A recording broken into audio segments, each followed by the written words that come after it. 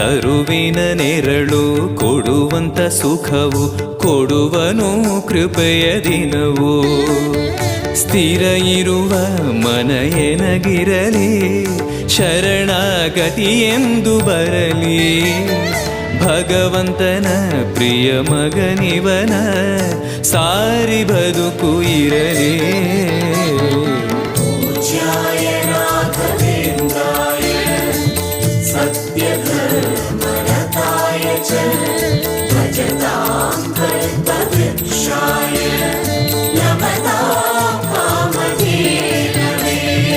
ಆಲಯವೆಂದರೆ ಮಂತ್ರಾಲಯವೇ ಬೇರೆ ನಾ ಅರಿಯಲಾರೆ. ರಾಜನು ಎಂದರೆ ಶ್ರೀ ಗುರುರಾಜನೇ ಮತ್ತು ನಾ ತಿಳಿಯಲಾರೆ. ಆಲಯವೆಂದರೆ